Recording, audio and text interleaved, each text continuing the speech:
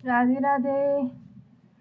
वसुदेवसुतं देवं कंसचाणूरमर्दनं देवकी परमानंदं कृष्णं वंदे जगद्गुरुं। नारायण नारायण नारायण।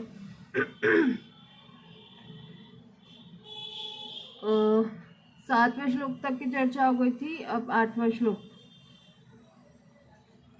पूर्व श्लोक में अर्जुन भगवान के शरणागत तो हो जाते हैं, पर उनके मन में आता है कि भगवान का तो युद्ध करने का ही भाव है, पर मैं युद्ध करना अपने लिए धर्मयुक्त नहीं मानता हूँ।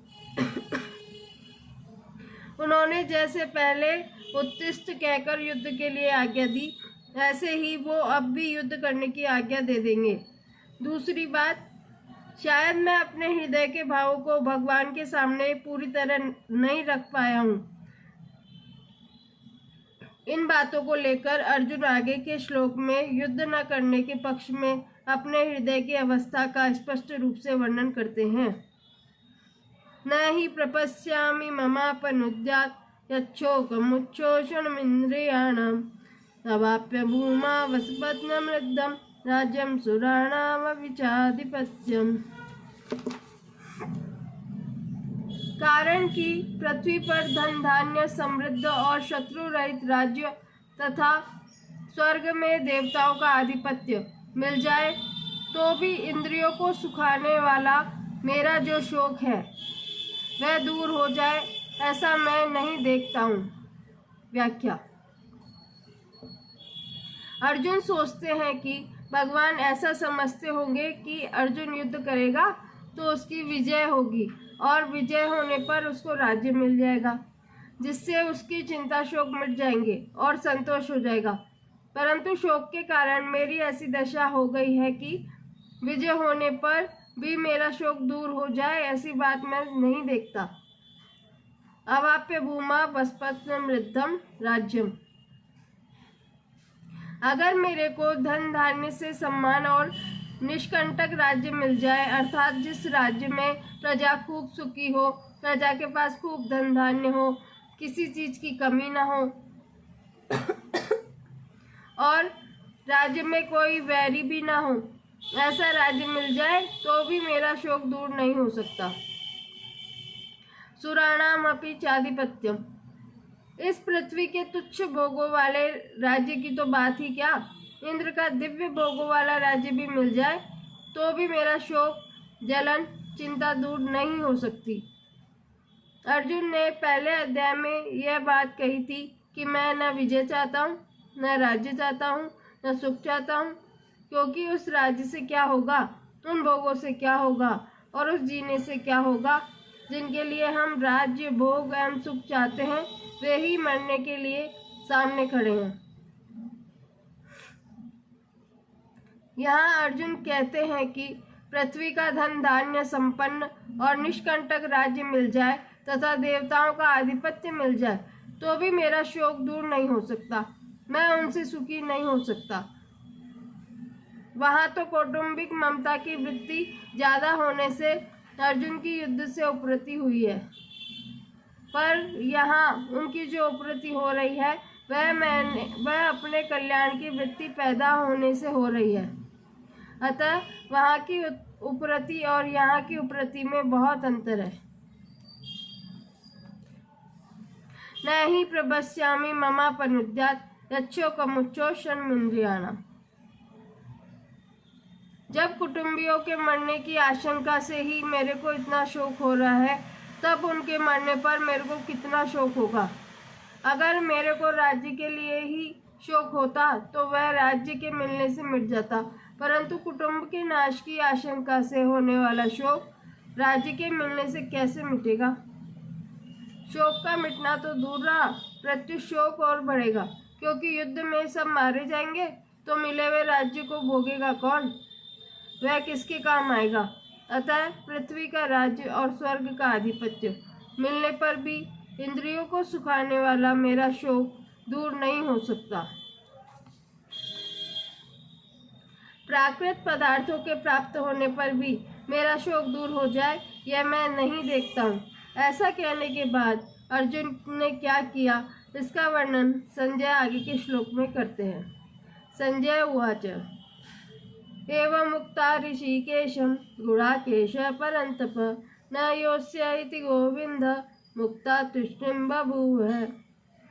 संजय बोले, हे शत्रु तापन धृतराष्ट्र, ऐसा कहकर निद्रा को जीतने वाले अर्जुन, अंतर्यामी भगवान गोविंद से मैं युद्ध नहीं करूँगा, ऐसा साफ साफ कहकर चुप हो गए। एवं मुक्त्वा ऋषिकेशं बभूव।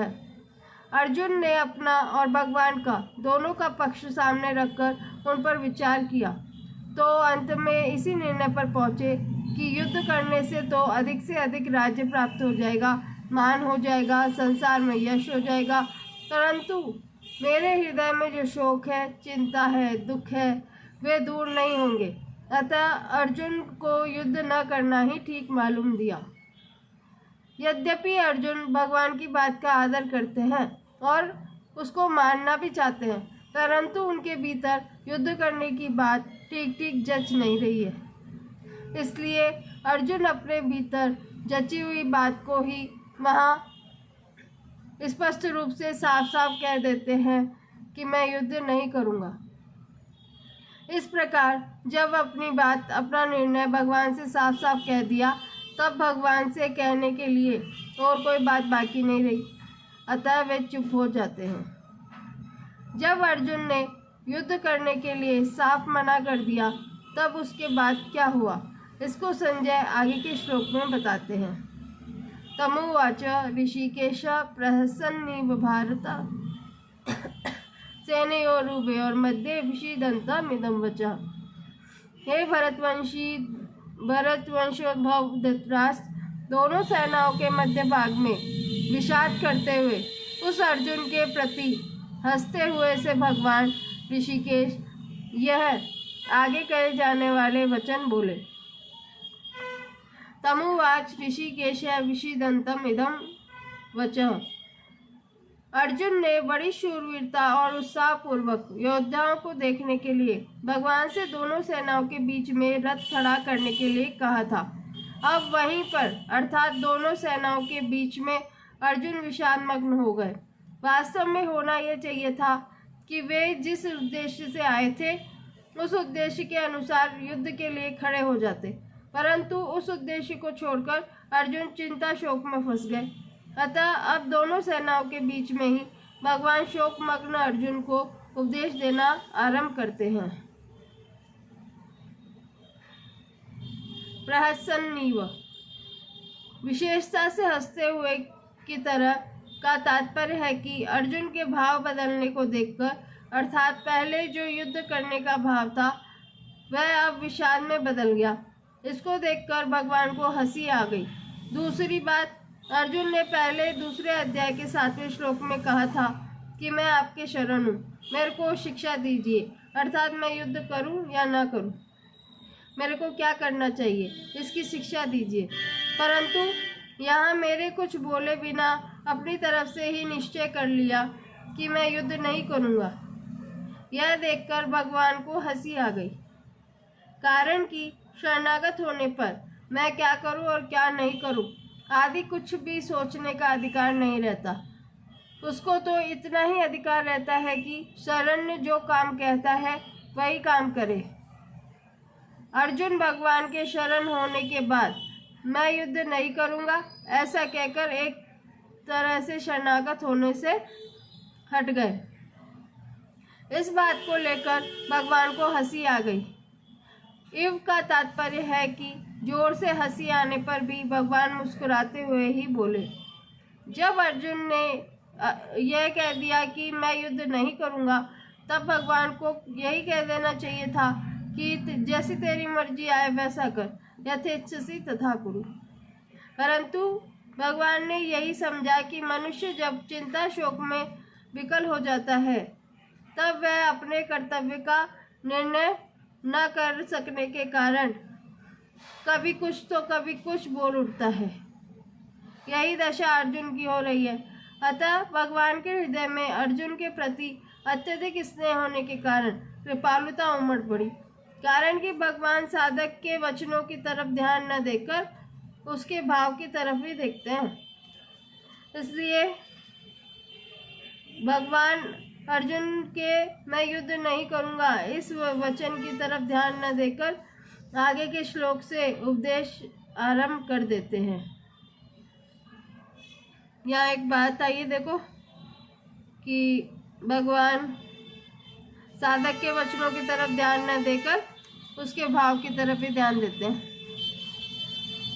मतलब कोई भी स्तुति श्लोक ज़्यादा नियम धर्म हमें नहीं भी आता हो, लेकिन हमारे मन में भाव ठाकुर जी के लिए बहुत भरा हो, बहुत प्रेम हो ठाकुर जी के प्रति, तो उस भाव से ही ठाकुर जी रीझ जाते हैं।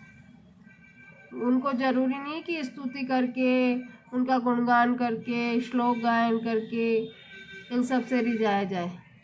बस मन में उनके प्रति प्रेम होना चाहिए, निश्चल निष्कपट एकदम आत्मीय प्रेम, बस उसी से ठाकुर जी रीझ जाते हैं और हमें अपना मान लेते हैं। अस्तु। जो वचन मात्र से भी भगवान के शरण हो जाता है, भगवान उसको स्वीकार कर लेते हैं। ध्यान से सुनते रहिए, बहुत अच्छी अच्छी बातें आ रही हैं। जो वचन मात्र से भी भगवान की शरण हो जाता है, मतलब बस कह देता है कि ठाकुर जी मैं आपके शरण हूँ, जैसा भी हूँ बस आपका हूँ, इतने मात्र से भगवान उसको स्वीकार कर लेते हैं। भगवान के हृदय में प्राणियों के प्रति कितनी दयालुता है। दयालुता तो है ही। अगर अपनी गलती ठाकुर जी देखने बैठ जाए तो एक नज़र भी नहीं फेरे अपनी तरफ, इतने अपन ने अपराध किए होंगे जीवन में। लेकिन सब कुछ भूलकर ठाकुर जी बस उनको लगता है ये मेरा है, मैं ही इसे छोड़ दूंगा तो जाएगा कहाँ, इसलिए अपने दिल से हमको लगा के रखते हैं। ऐसे दयालु कोई हो ही नहीं सकते, ठाकुर जी जैसा कोई नहीं हो सकता भाई। संसार में कितना ही मर लो पच लो कुछ भी कर लो, खाने तो डंडे ही हैं, मिलेगी तो बुराई ही। पर ठाकुर जी के लिए थोड़ा सा भी समय निकाल के उनका गुणगान कर लोगे ना, बेड़े पार हो जाएंगे। अस्तु।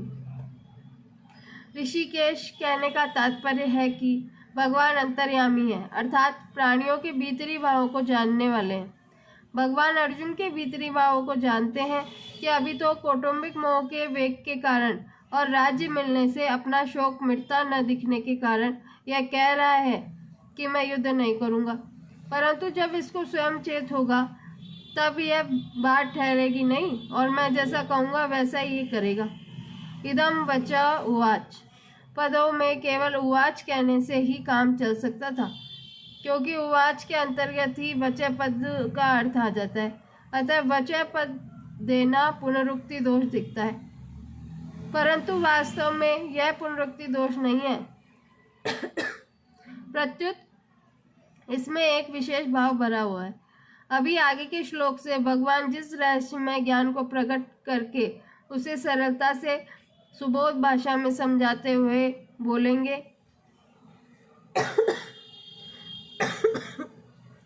उसकी तरफ लक्ष्य करने के लिए यहाँ वचय पद दिया गया है। परिशिष्ट भाव।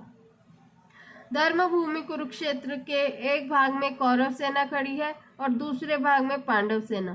दोनों सेनाओं के मध्य भाग में श्वेत घोड़ों से युक्त एक महान रथ खड़ा है। उस रथ के एक भाग में भगवान श्री कृष्ण बैठे हैं और एक भाग में अर्जुन।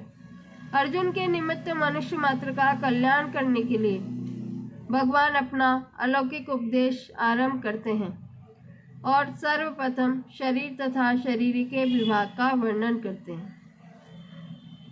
सुना आपने? अर्जुन के निमित्त मनुष्य मात्र का कल्याण करने के लिए भगवान अपना अलौकिक उपदेश आरंभ करते हैं। मतलब अर्जुन तो केवल निमित्त है, बाकी कल्याण सबका करना है ठाकुर जी को, इसलिए उन्होंने गीता का उपदेश दिया और आज भी वो गीता अपने पास है। मतलब साक्षात ठाकुर जी अपने साथ रहते हैं हमेशा।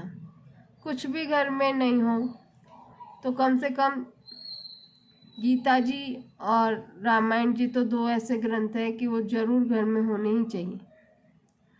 केवल इनकी रोज आरती पूजा हो जाती है, उसी में ये हमारा कल्याण कर देंगे। ये ऐसे प्रसादिक ग्रंथ हैं, इनकी महिमा आप जिस दिन समझोगे ना तभी जान पाओगे। गीता प्रेस का हर ग्रंथ ऐसा है कि उसको पढ़ना चाहिए, उसका मनन करना चाहिए। गीता प्रेस से मतलब गीता प्रेस में जो ग्रंथ मिल रहे हैं वो इतने कम रेट में और इतने अच्छे पेज और इतना अच्छे ग्रंथ और एकदम शुद्ध उसमें भाषा वगैरह सब प्रयोग, कितनी प्रूफ रीडिंग वगैरह होती है, सब अच्छे से बताया जाता है। इस प्रेस से अच्छा तो मुझे नहीं लगता। हमारे तो कह रहा यहीं से आती है पुस्तकें, पर और भी कहीं से लेंगे ना आप तो कुछ ना कुछ कमी मिल जाएगी। पर गीता प्रेस एक प्रमाणित प्रेस है और वहाँ से सब कुछ सही प्राप्त होता है। अब आगे के श्लोक से भगवान गीता जी का प्राकट्य करेंगे, तो कल हम मनाएंगे गीता जी का प्राकट्य। कल अपन आगे के श्लोकों की चर्चा करेंगे। तब तक के लिए प्रणाम सभी को। राधे राधे।